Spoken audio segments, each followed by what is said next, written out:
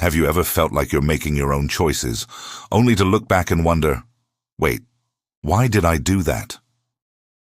It's a strange feeling, isn't it? This feeling that we're captains of our own ship, steering our lives with absolute freedom.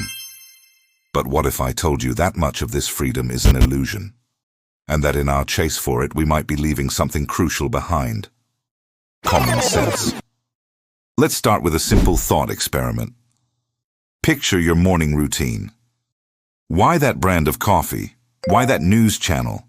Why that route to work? You'd probably say, because I like it, or it's the best. But is it really? Or have years of marketing, social conditioning, and subtle nudges from algorithms shaped that preference so perfectly that it feels like your own?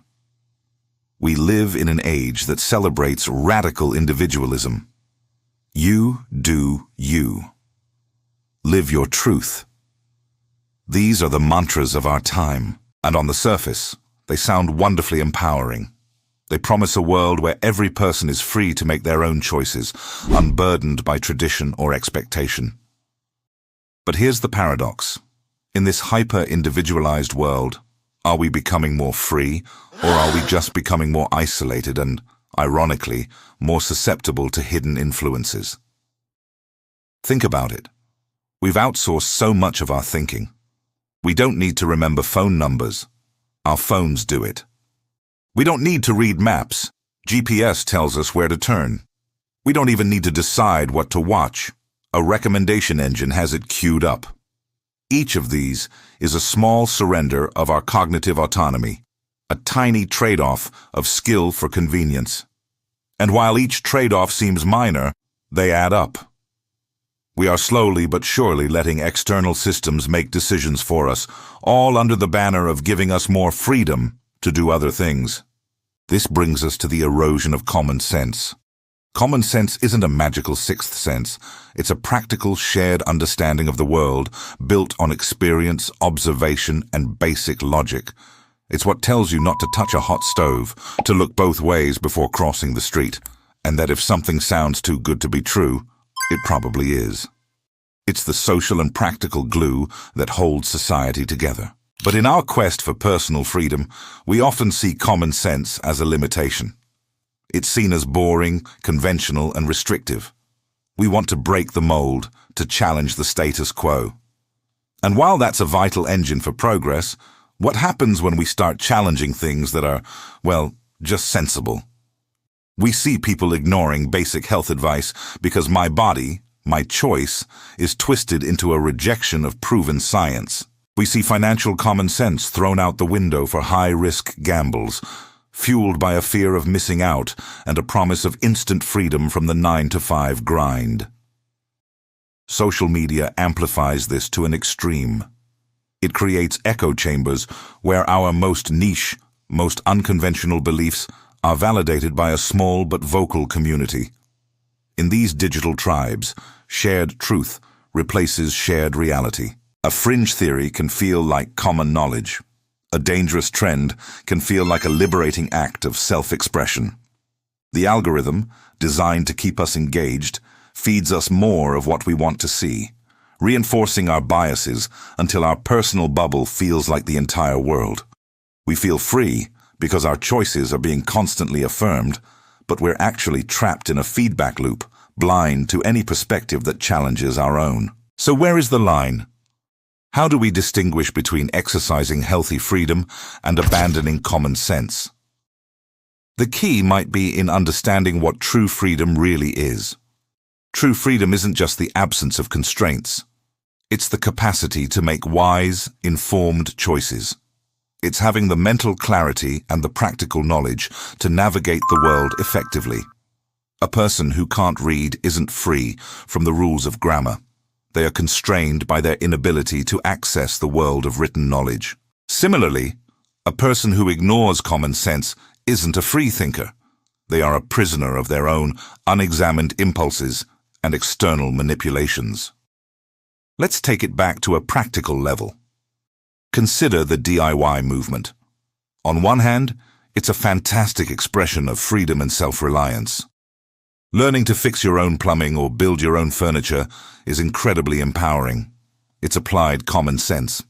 But then you see videos of people attempting complex electrical work with no training, ignoring all safety warnings because they feel they can do it. That's not freedom. It's recklessness. The freedom was in having the choice to learn the skill properly or to hire a professional. Ignoring the sensible path isn't an act of rebellion. It's just a bad decision waiting to happen. The same applies to our information diet. Freedom of speech is a cornerstone of a free society, but it doesn't mean that all information is created equal. The freedom to access a world of information comes with the responsibility to use critical thinking, a key component of common sense, to distinguish fact from fiction, expertise from opinion. When we mindlessly share sensational headlines without reading the article, we aren't exercising freedom. We're willingly becoming cogs in a misinformation machine, surrendering our critical faculties for a quick hit of outrage or validation. So, what can we do? How do we reclaim our minds from the illusion of freedom? The first step is awareness. Simply recognizing these patterns is half the battle. When you make a choice, ask yourself, why? Dig a little deeper than I just want to. Is this a genuine desire, or is it a reaction to a clever ad, peer pressure, or an algorithmic suggestion? Second, let's consciously practice common sense. Engage with the physical world. Talk to people with different viewpoints, not to argue, but to understand. Before you jump on a new trend, take a moment to consider the practical consequences. This isn't about being boring or conventional. It's about being grounded. It's about building a solid foundation from which you can truly and safely explore. Third, cultivate genuine skills. Instead of outsourcing your brain, challenge it. Learn something new without the help of a step-by-step tutorial at first. Try to navigate your town without GPS. Read a book on a topic you know nothing about. Each of these small acts rebuilds the cognitive muscles that have atrophied from disuse. This is where true freedom lies. In capability, not just in choice. Ultimately, freedom and common sense are not enemies. They are partners. Common sense is the guardrail on the highway of freedom. It doesn't stop you from reaching your destination, but it does help prevent you from flying off a cliff. The illusion of freedom tells us that we should be able to do anything we want, anytime we want. True freedom is about having the wisdom and the ability to choose what is best for ourselves and for the community we are a part of.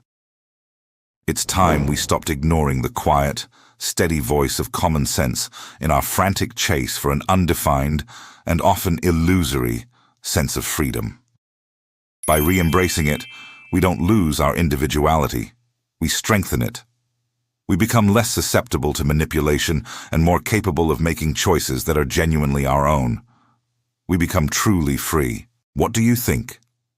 Have you noticed this trend in your own life or in the world around you? I'd love to read your thoughts and experiences in the comments below. Let's start a conversation about this.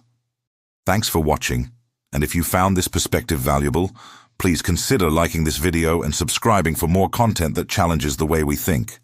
See you in the next one.